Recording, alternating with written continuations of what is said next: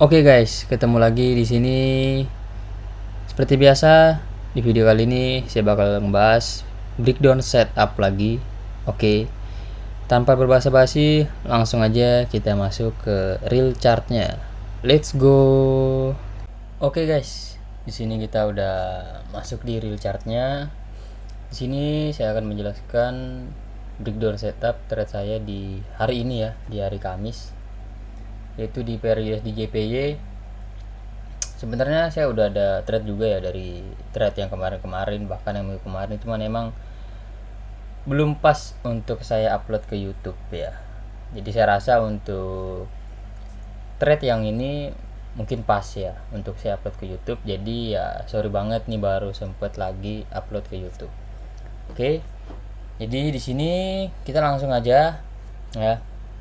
Di USD JPY yang kita lihat di sini ya, pairnya kita didukung dengan struktur yang bullish ya. Kalau kita lihat di sini dia sempat ngambil inducement ya di kemarin ya.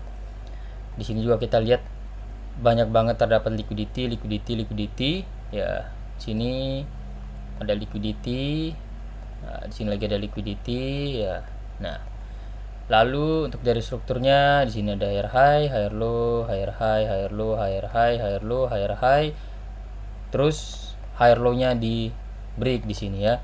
Atau dia ngambil liquidity di sini. Liquidity diambil ya. Ini duanya diambil, liquidity-nya diambil ya. Berarti di sini adalah inducement ya. Melainkan di sini adalah inducement, bukan change of character ya. Lebih tepatnya inducement. Karena after inducement ini diambil atau after liquidity diambil, dia kembali lagi untuk break higher high sebelumnya ya, yang artinya berarti di sini adalah inducement teman-teman ya, bukan sebagai market structure shift ya. Yang kita lihat juga di sini adanya liquidity ya, ini jelas banget liquidity ya.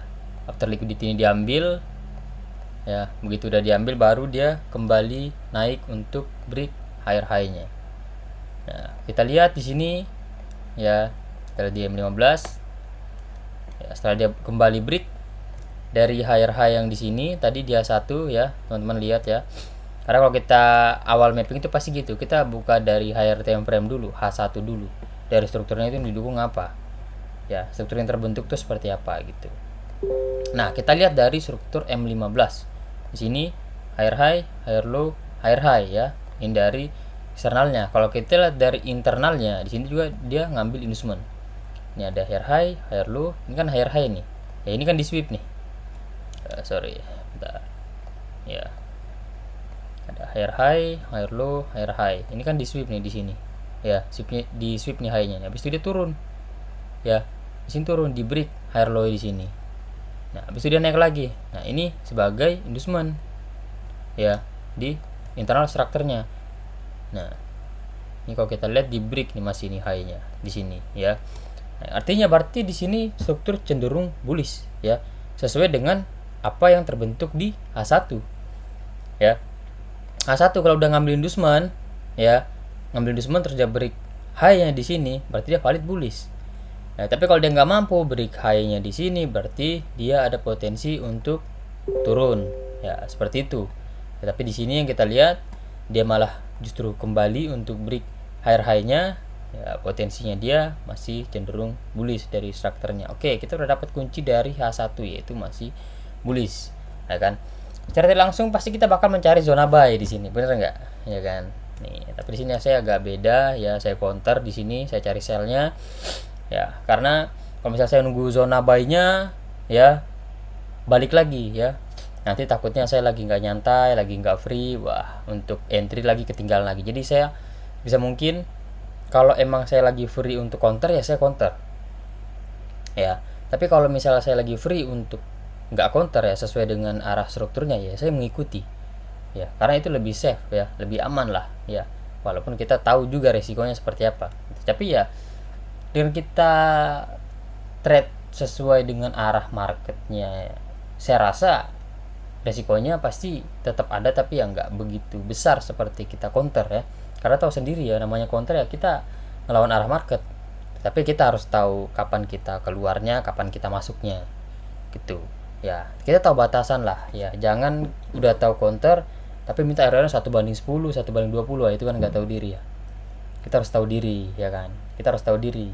Kita udah counter nih ya kan, ibaratnya udahlah ambil RR secukupnya aja, nanti mungkin di zona buy baru kita cari buy. Tapi seperti yang saya bilang tadi ya, takutnya saya lagi nggak mantau, takutnya di zona buy-nya, jadi pada akhirnya saya cari zona counternya.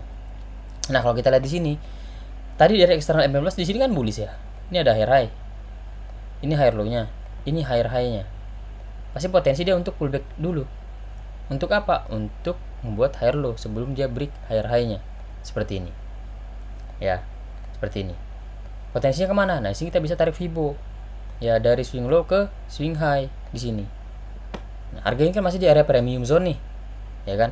Harga itu pasti bakal pullback ke area diskon. Diskon kan di sini nih, 50% di bawah sini, ini area diskon ya. Fibonacci. Ini aja di sini diskon ya. 50% di atas ini adalah zona premium. Nah, kalau bullish secara tidak langsung pasti bakal zona yang kita akan manfaatkan pasti yang berada di area discount zone, nggak mungkin yang berada di area premium zone dong, bener gak? Sama aja ibarat kayak kita mau beli barang nih, pas kita nunggu harga itu diskon, nggak mungkin lagi harga di premium kita bakal beli gitu ya kan, simpelnya seperti itu. Sama aja seperti market ya, harga pasti kalau bullish bakal pullback terlebih dahulu karena diskon. Begitupun sebaliknya, jika bearish pasti harga akan pullback dulu ke area premium zone ya kan. Nah, kalau kita lihat di sini zona yang ideal untuk di entry sebenarnya itu ada di area diskon nih, ada FVG dan ada order block di sini. Ya, kita ada order block di sini, ada FVG juga di sini ya, ini karena ini yang berada di area diskon zone ya. Kalau di FVG atas ini kan area premium zone nih. Nggak mungkin kita mau entry di FVG sini, mau ngebuy. Ya, mau ngebuy nih, nggak mungkin kita mau ngebuy di sini. Ya kan? Oke. Jadi saya lihat oke, ini masih di area premium zone nih. Counter masih oke nih, saya rasa ya. Sampai ke area diskon ya. Begitupun nanti jika area diskon saya lagi free ya, saya bakal cari zona buy. Ya, jadi di sini saya nge-sell dulu sampai ke diskon, nanti di diskon baru saya cari zona buy sampai ke atas ya. Tapi lihat kondisi ya. Kalau kondisi sekarang lagi free untuk counter ya saya lakukan. Kalau enggak ya enggak dipaksain juga. Ya, cukup pantau oke. USJP ya untuk hari ini menarik. Nah, gitu aja cukup gitu. Tinggal pantau, tinggal lihat sesuaikan waktu kita lagi nyantai atau enggak. Kalau lagi nyantai ya manfaatin, kalau enggak ya mau gimana kan, masa mau dipaksa gitu.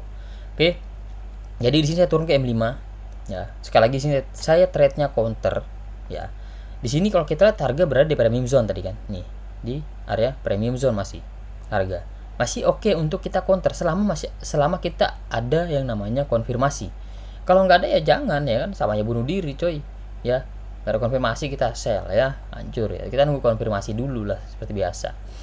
Karena di sini saya dilihat di M15 dia struktur bullish, ya saya pakai dari M5 ya. Untuk struktur konfirmasinya ya kita lihat sini, ini area premium zone-nya tadi. Ya, harga masih di premium zone. Ingat, kalau counter bullish jangan sampai kalian counter itu harga berada di area diskon. Area diskon ini waktunya harga untuk naik. Kalau harga berada di area diskon ya, waktunya harga untuk naik jika harga berada di area diskon. Oke, kalau kalian mau counter ya di area premium. Kalau struktur bullish higher time frame, kalian cari konfirmasi. Nah, konfirmasinya ya mungkin bisa dicoba ya seperti ini. Teman-teman lihat dari struktur M5 ada higher high, ada higher low, ada higher high, ada higher low, ada higher high ke atas. Ya kan? Kita lihat di sini higher low yang terakhir berada di area sini. Kita nunggu ini di break dulu. Ya, kita nunggu ini di break dulu. Ya. After dia break, ya ini siapa saya biar nggak ngalang ya. After dia break baru kita cari zona. Ya. Oke, kita lihat di sini. Kita nunggu dia break. Oke, nah di sini dia udah break nih. Ya. Ini udah ada break nih. Nah, kok aduh, sorry. Nah, ini break nih. Berarti di sini kita bisa expect-nya sebagai CH. CH untuk kemana? Kita harus tahu dulu dong. Harga ini mau kemana? Ya. Pokoknya pada intinya adalah kita harus tahu terlebih dahulu harga ini akan bergerak kemana. Oke. Yang 15 tadi saya expect-nya dia ke area discount zone karena bullish kan. Dia bakal pullback ke area discount zone. Oke, saya turun di M5 untuk counter mau nge-sell. Kita harus tahu harga akan kemana. Oke, kita tentukan zona tadi di M15 adanya FVG. Oke, saya tandain dulu FVG-nya. Oke, saya expect dia sampai sini. sampai di sini ya. Sini ada FVG ya. Nih ya, ini sebenarnya berada di area di atasnya equilibrium sih, masih di area premium zone. Nah, yang lebih validnya sih di area sini ya, ada OB ya, ada OB di discount zone nih. Sini ada OB ya. Nah, jadi yang saya marking adalah OB dan equilibrium ya. Di sini ada equilibrium. Kita lihat di sini ada 0,5 Fibonacci, ini dinamakan sebagai equilibrium ya di sini. Nah, ini Fibonacci sudah bisa saya hapus ya, karena kita udah dapat area equilibrium, udah dapat zona. Nah, ini FVG saya hapus aja, kita pakai satu zona di sini equilibrium. Nah, saya expect ya minimal banget sampai sini lah, 0,5 Fibonacci. Gak usah muluk-muluk dia sampai di OB. Gitulah ya. Karena kita juga counter kan, ya kita tahu diri lah gitu. Nah, oke, udah dapat konfirmasi, selanjutnya saya cari zona. Nah, di sini saya lihat. Di sini tuh langsung ada yang namanya FVG. Di sini. Tapi dia deket banget. Ya, deket banget. Jadi saya lihat di M3 ada nggak zona yang jauh lebih valid. Saya bukalah ke M3.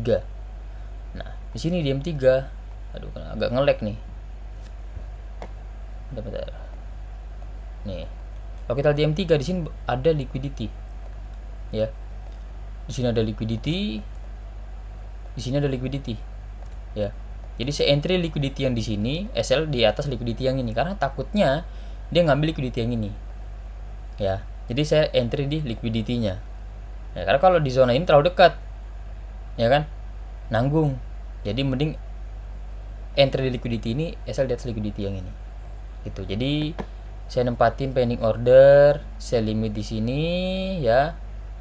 Lepas itu kita lihat di sini untuk liquidity-nya, lalu kita tambah seperti biasa. Sini saya tambah 3 sampai 5 poin ya. Saya tambah 5 poin di sini.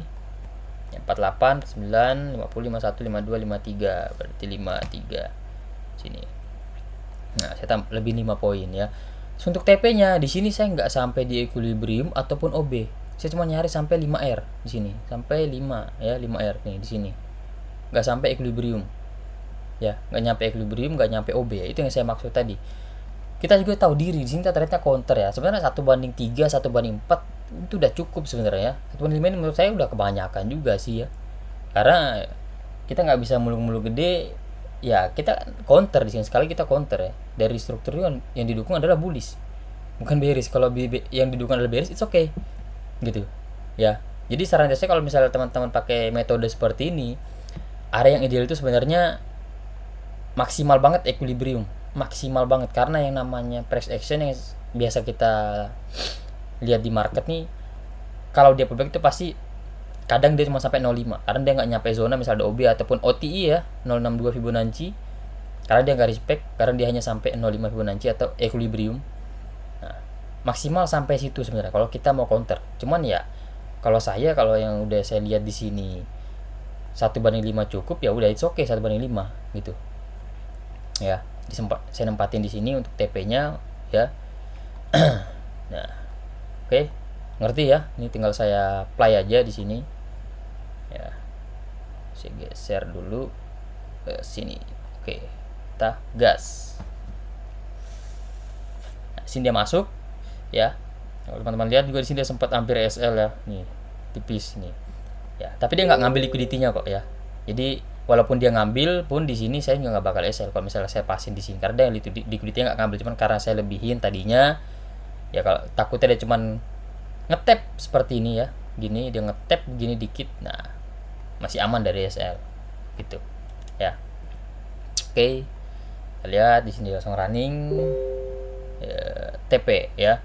TP bahkan dia nyampe di OB kalau teman-teman perhatikan di sini. Cuman ya itu yang saya bilang tadi, saya counter tuh tahu diri ya, nggak nyari area yang gede-gede banget ya, cukup yang normal-normal aja. Saya bilang pun tadi 1/3, 1/4 pun it's okay ya. Ibaratnya misalnya kita nyari di sini 3R, di sini baru kita nyari area yang gede konfirmasi. Cuman di sini ya, di sini udah nggak mantau lagi di sini waktu dia masuk area OB ya. Jadi saya menyelesaikan diri saya waktu free-nya kapan. Kalau pas waktu free adanya momentum walaupun counter ya saya manfaatkan, karena takutnya yang saya bilang tadi, kalau nunggu dia di area buy takutnya saya nggak mantau. Jadi kan saya ke skip 2 momen nih ya, momen counter saya ke skip, momen buy saya ke skip. jadi ya nggak ada entry ya kan. Jadi ya sebisa mungkin kalaupun lagi ada momentum pada saat counter ya mau nggak mau ya saya manfaatin selama ada momentumnya jelas. Kalau enggak ya saya nggak bisa paksa juga gitu. Nah kita lihat di sini after dia turun masuk area OB dia balik lagi naik. Ini yang saya maksud tadi. Kalau namanya struktur bullish pasti dia bakal pullback ke area discount zone. Nah, ini kan bos lagi di sini breakout structure.